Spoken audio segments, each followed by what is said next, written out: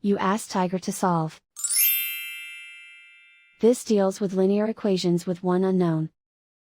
The final result is x equals 17/2. Let's solve it step by step. Simplify the expression. Expand the parentheses.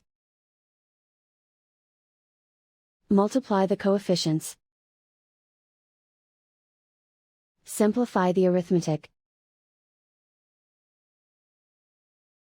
Group all x terms on the left side of the equation. Subtract 42x from both sides. Group like terms. Simplify the arithmetic. Group like terms. Simplify the arithmetic. Group all constants on the right side of the equation. Subtract 95 from both sides.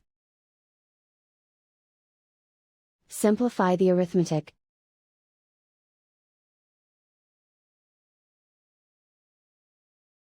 Isolate the x. Divide both sides by -8. Cancel out the negatives.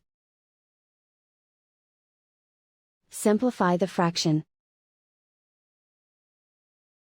Cancel out the negatives. Find the greatest common factor of the numerator and denominator. Factor out and cancel the greatest common factor. And so the final result is x equals 17/2.